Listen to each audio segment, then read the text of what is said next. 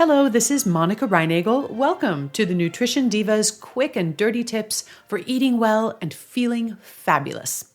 Are you a lark or an owl? Larks are those early to bed, early to rise types. They tend to feel more energized and focused early in the day, and they enjoy turning in early. Owls, on the other hand, don't really hit their stride until later in the day. Left to their own devices, they are happy to stay up until the wee hours and then sleep the morning away. The tendency to be a night owl or an early bird isn't something that we have a lot of control over.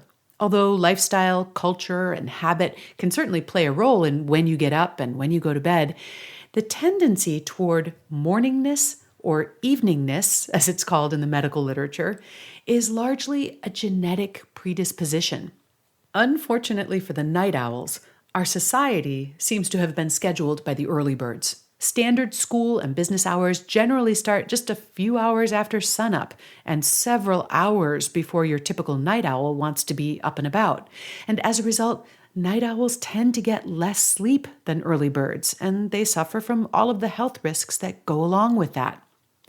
If you have strong owl tendencies, arranging your schedule so that you can work later in the day might make your life a lot easier. However, there are a couple of other things that you may want to watch out for as well, namely how your sleep patterns can affect your eating patterns.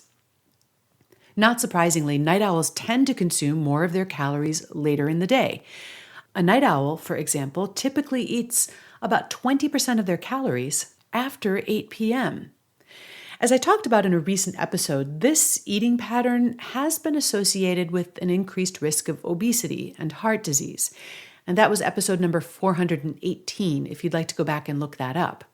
But in addition to eating later in the day, night owls also tend to choose less healthy foods than their early bird counterparts. A recent study of about 2,000 healthy adults who ranged from age 24 to 74 sorted the subjects into night owls and early birds, and then they compared their diets. Interestingly, both groups took in almost exactly the same number of calories overall, even though the night owls consumed their calories later in the day. However, the night owls ate less protein and they took in more sugar, fat, and alcohol. Night owls also tend to have less regular eating schedules, especially on the weekends, and to eat more frequently throughout the day. Now, some of this may simply be due to lifestyle. Because adults tend to consume alcohol in the evening, those who stay up longer may end up drinking more. Night owls may also eat more of their meals away from home. And as you know, restaurant meals tend to be higher in fat and sugar than meals consumed at home.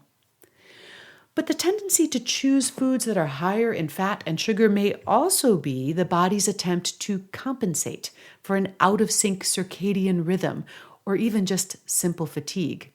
Night owls may have lower serotonin levels, for example, and low serotonin levels can trigger cravings for carbohydrate-rich foods.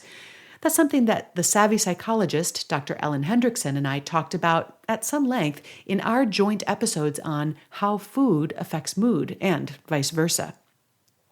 If you're a dyed-in-the-wool night owl, changing your daily rhythm may just not be possible. But borrowing a couple of habits from the early birds could help you stay healthier.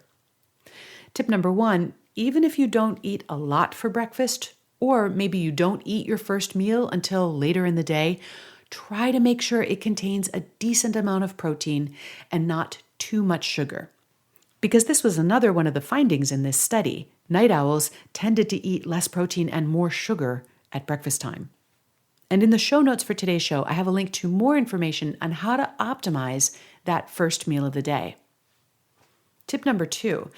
Exposure to bright sunlight or a light box as soon as you get up in the morning can help increase your serotonin levels throughout the day, and that could decrease your cravings for unhealthy foods. Now, at the other end of the day, you want to avoid the blue light emitted from phones, tablets, and other electronic devices in the evening because blue light suppresses your natural melatonin production in the evening, and that can make it harder to fall and stay asleep. And for more on foods that might help with insomnia, check out my recent post on the nutritionovereasy.com blog. And finally, if you're a night owl, watch the alcohol. Night owls consume twice as much alcohol on average as early birds. And not only does higher alcohol consumption lead to health and safety risks, but it's also associated with decreased nutrient intakes and overall diet quality. If a greater percentage of your calories are coming from alcohol, you have fewer opportunities to meet your nutrient needs. And I think putting on a buzz can also lead you to overindulge in foods that you might not choose with a clearer head. So even if you're staying up late, try to limit your alcohol intake to no more than 7 drinks a week, preferably not all on the same night. As we talk about every week in the Nutrition Diva podcast, eating better is the key to feeling your best. But many of you have told me that you just don't have time to plan healthy meals every single day. So I'm delighted to introduce to you our new sponsor, PlateJoy, the meal planner that makes healthy eating easy. PlateJoy designs custom meal plans to fit your unique health goals and taste preferences. They've got dozens of plans to choose from, including low carb, paleo, gluten-free, vegan, vegetarian, and many more. And you can even add a weight loss or a fitness goal and exclude any ingredients that you don't like. They even have this cool grocery list that keeps track of what you already have in your pantry, which can save you time at the grocery store and also reduce food waste. Go to platejoy.com to try 10 days for free. And then use the code DIVA to save $10 on your membership. That's platejoy.com, and the offer code is DIVA. And that'll get you 10 days free and then $10 off your membership. Thanks to PlateJoy for their sponsorship, and thanks to you for listening. The transcript for today's show is at nutritiondiva.quickanddirtytips.com, and it includes links to the study that I mentioned, as well as all of the related episodes and other resources. We'll also post those links on the Nutrition Diva podcast Facebook page, which is at facebook.com/QDTnutrition. And you can find me there or on my main Facebook page at facebook.com/nutritiondiva. I really enjoyed discussing each week's episode along with all the other nutrition news and trends, so please do join the conversation on Facebook or Twitter. Have a great week, and remember to eat something good for me.